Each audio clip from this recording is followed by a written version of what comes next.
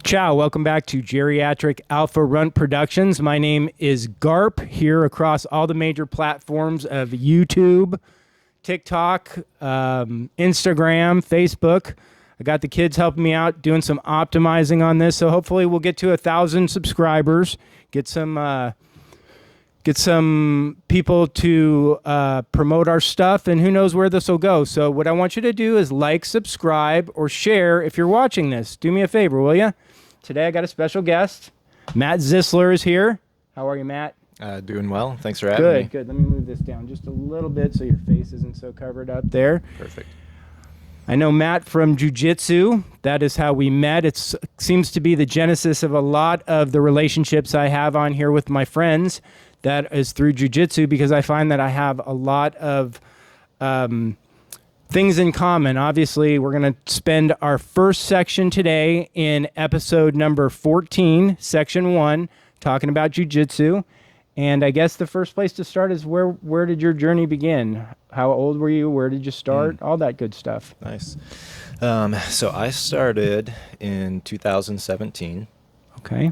Out of Toledo, Ohio. So originally from Michigan, kind of southeast Michigan, close to the border with Ohio. And there's a good school in Toledo that I started at. And just kind of went there. Had a wrestling background, like just growing up. So I wrestled for a while, and just, grappling was just kind of second nature. So I was excited to get into jiu-jitsu. So did you wrestle in high school then? From like 5 years old up until around 16. And I mean, I never wrestled. I just know from being like a fan of MMA and stuff, the folklore behind the wrestling room and what a difficult mindset and discipline it is.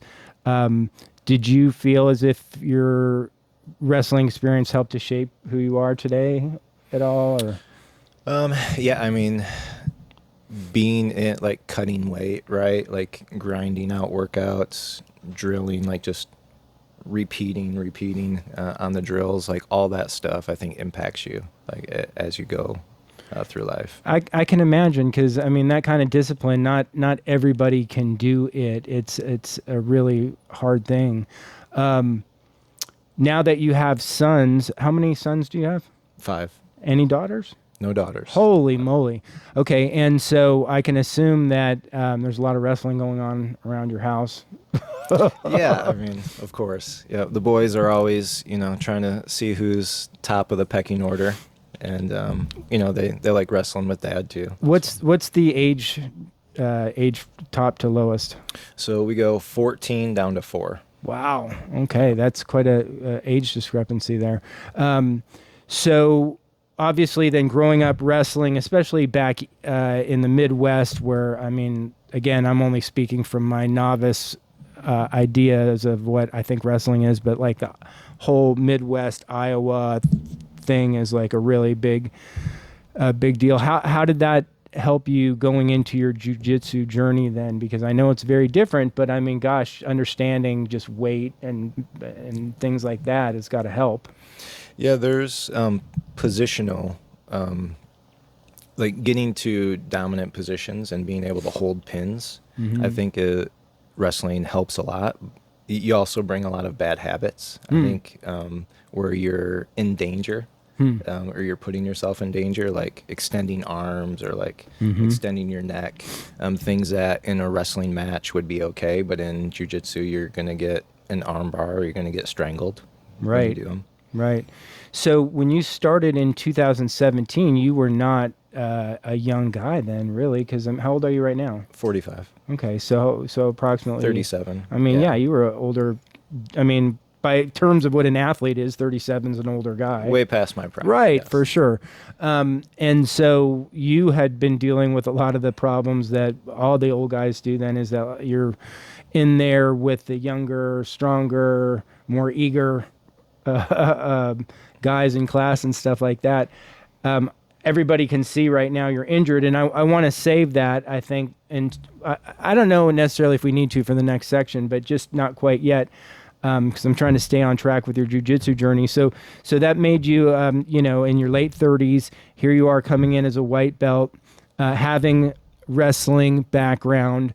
How long did you spend at white belt?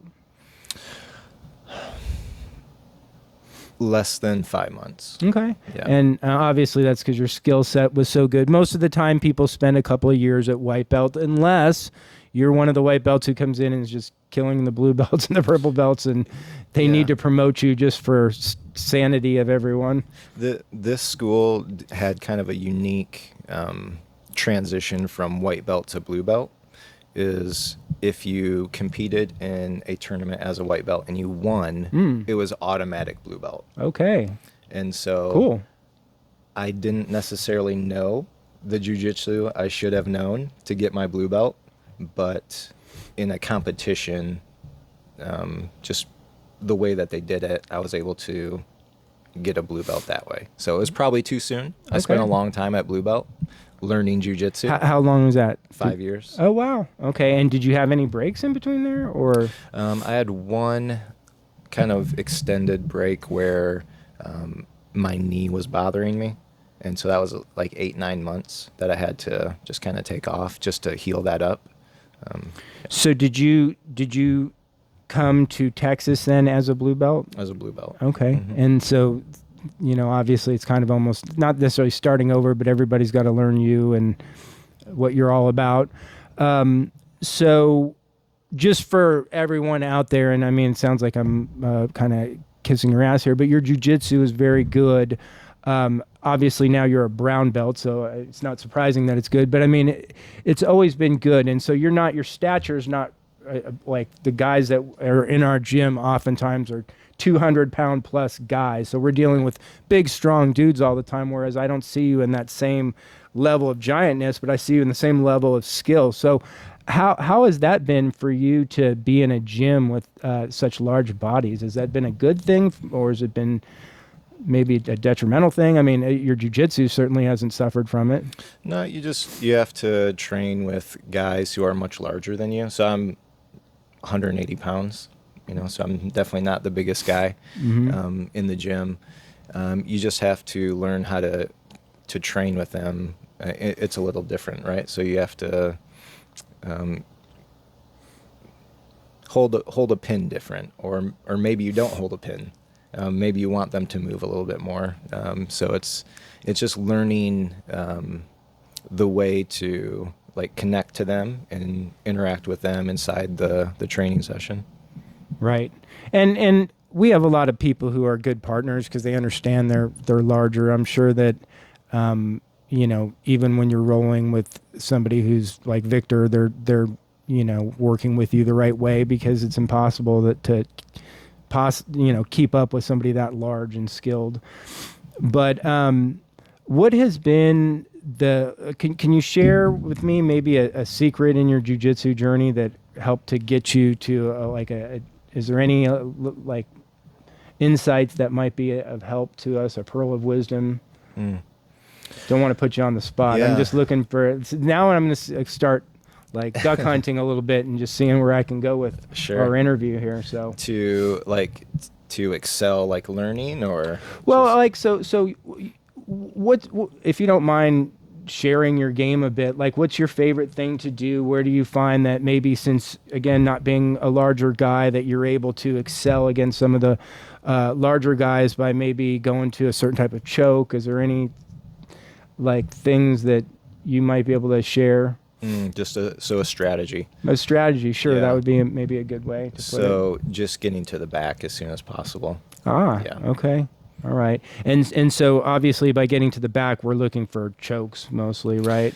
I'm looking for the least amount of defense, right? So if they're facing me, they're much bigger and stronger than me. It's hard for me to get offense going. Interesting. I feel I'm more defensive that way. So I have to try to get, my advantage would be, least resistance against someone much bigger and stronger.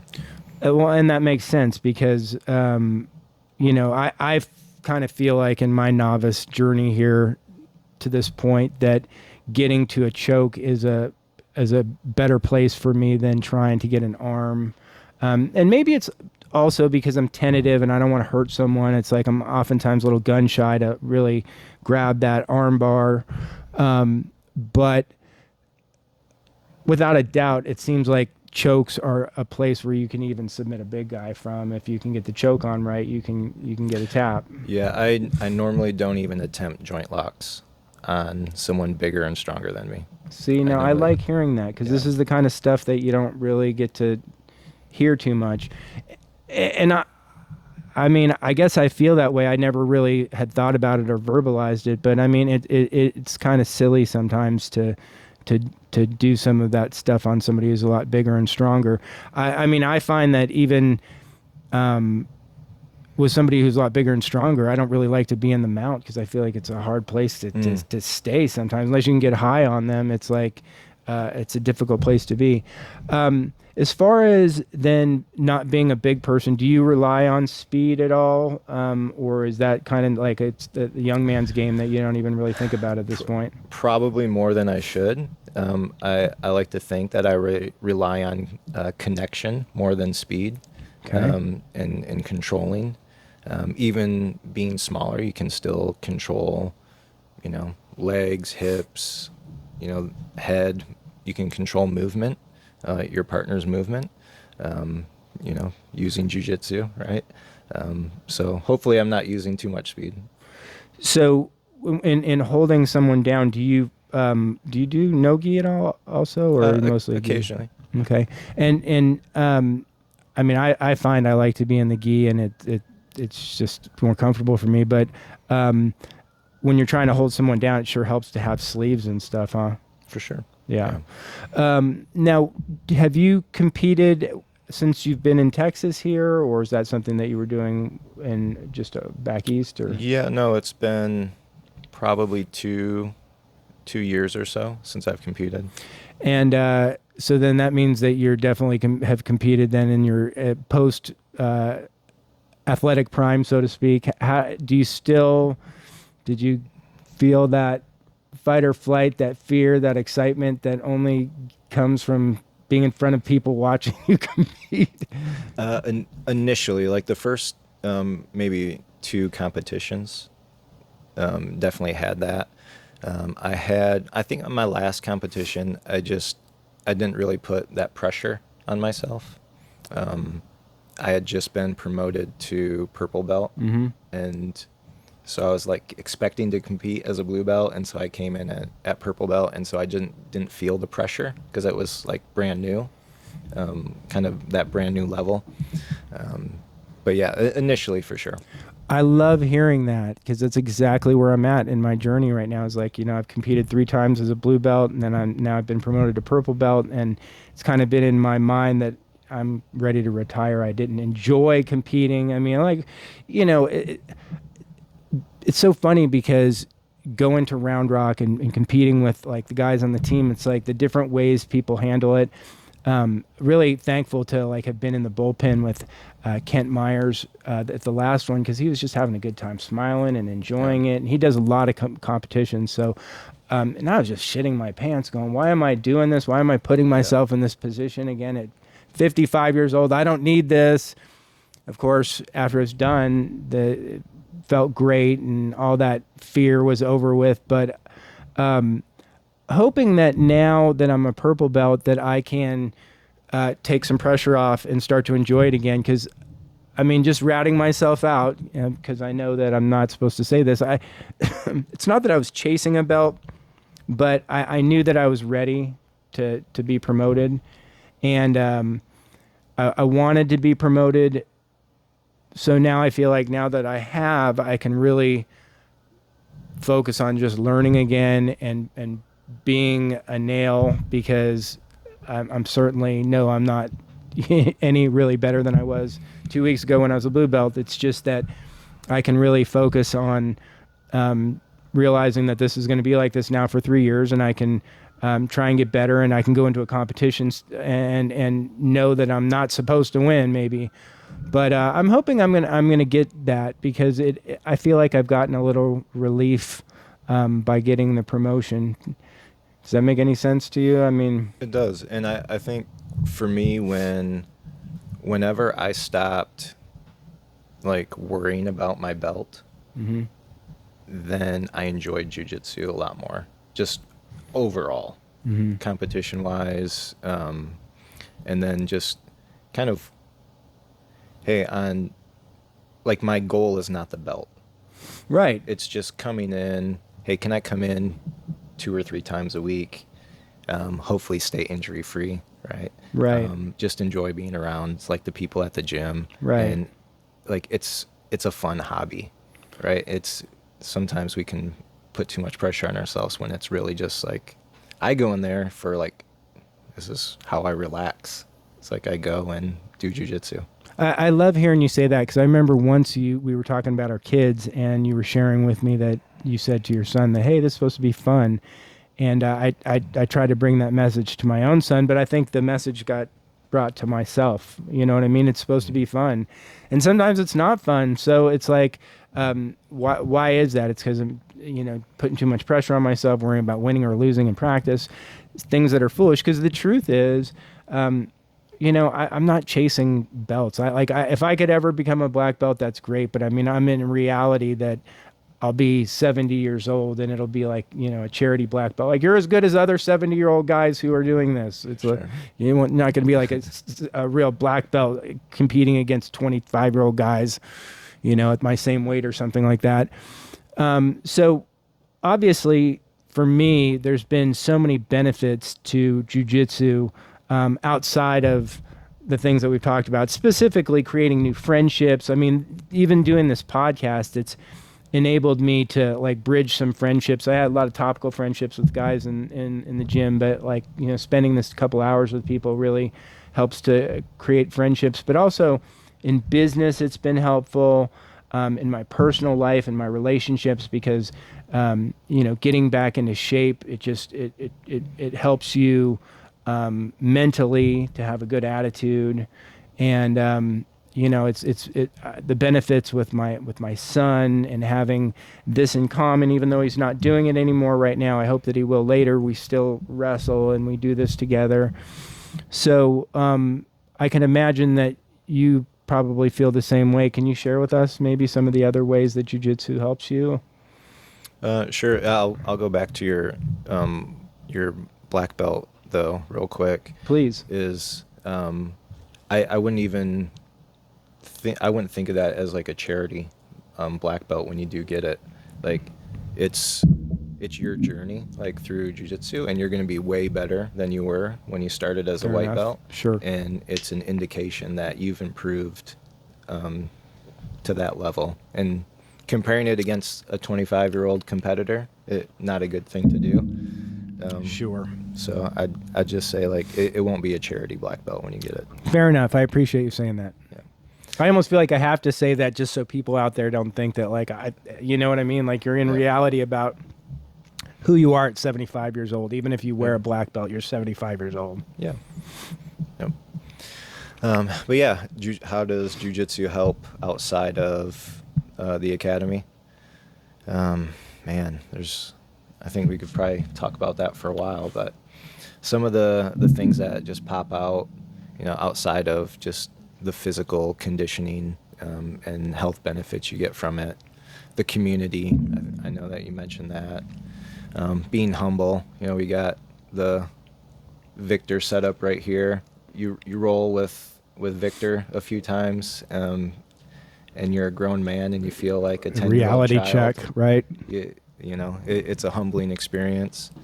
And so just like staying humble, I think is a big one for that. Yeah, for sure. It is a humbling experience because, I mean, and me not being a big stature person, but growing up and like, doing all the silly stuff that young guys do, especially drinking and whatnot,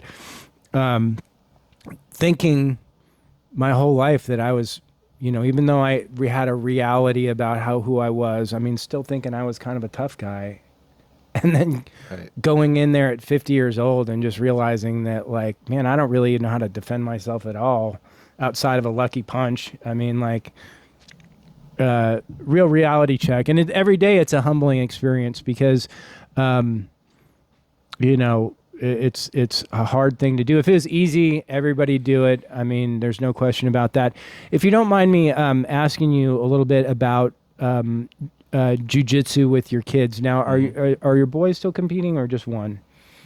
So one, he's competed once, but he trains still. Okay, and that's what I really meant. So he's Yeah. still doing classes and doing it. And is he always eager to go, or do you have to keep him motivated? Or I mean, because again, it's hard. It's not like Yeah.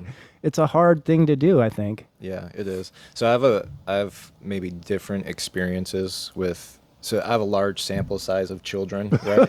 And so I've had different experiences because 3 of them have been through training, Okay. in jiu-jitsu. So like my oldest trained, maybe liked it, maybe didn't sometimes, and so it was more of a struggle with him. But we also saw for him, he was kind of veering towards getting pretty good at another sport. And so he's kind of to the age now where he's, it probably makes more sense for him, instead of like pulling him back into jiu-jitsu, it probably makes more sense for him to be able to spend a few years specializing in his sport, just to see what his... And allowing him to focus on what he wants to do, right? That, I mean, and he's got, like, you have a short time to like really focus.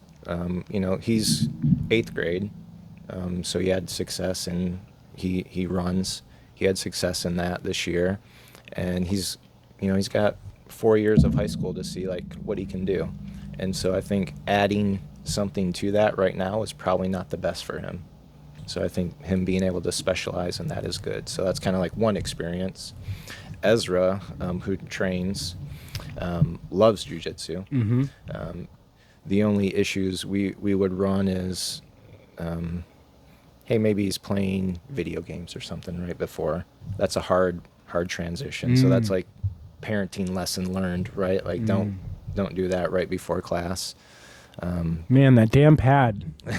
Right. Ugh. But yeah, so he's always pretty good about going. He's excited. He wants to go. He wants to go. Yeah. And he's he's autistic too, which is kind of a interesting dynamic in there, where he likes the contact and he likes the class, which is really cool to see. Right. And so yeah, that we have that. And then I have one who he's 10 now, but he trained when he was like 7 or 8. Gave a lot of pushback on the training, and I would say with him, like just kind of looking back on the situation, I probably didn't think of the right words here, but maybe have the desire to fight with him to get him to do it. Even though it's a really good thing, I didn't press him and push back on his disagreement on going, even though it was a really good thing. So if I had to redo, I'd probably push him into it a little bit more and keep him going with it. Which of course they recommend is they don't let him quit. Don't, just because it's hard to let. And I heard that, man, because I didn't want him to quit, and I fought it tooth and nail. Like, you can't quit. Yeah. No, you can't quit. You got to keep, because I want you to do it, because I want to do it, because I want you to do it, because I'm doing it. Yeah. You know what I mean? And it's like, it's hard because I value your opinion that you know what I mean? You've dealt with that too. And so you've got even another one that I think you were going to, is there another one to share No, about that? that's Okay. the one. I mean, his is probably the one biggest lessons learned on, like, I don't necessarily think of it as him quitting. I think it was like, I quit before he quit. Like, I gave up on bringing him to class against his will, right? Before he gave up, right? Like, if I would have pushed through that difficult time, I feel like maybe we could have got to the other side of it. Yeah. Well, I mean, it's a hard thing because you always second guess. I fought it so long and hard that it, like, my wife was finally like, put her foot down and said, no, enough. Like, he doesn't want to do this. You can't make him do this. And now we're doing piano and guitar lessons, and there's not that dynamic of, I don't want to say even confrontation, but it's like I get it. It's scary. It's hard sometimes. So I'm trying to, be in acceptance of it, and hope that if I continue to do it, maybe that someday he'll want to come back and do it, lead by example. So I guess that's all I can do, right? I mean, because you can't force somebody to do something they don't want to do, even though I think it'd be good for them. Sure. All right. Well, listen, I've enjoyed this first section talking about jiu-jitsu. Please come back and join us for our following sections. Again, like, subscribe, and share. Will you please? Thank you.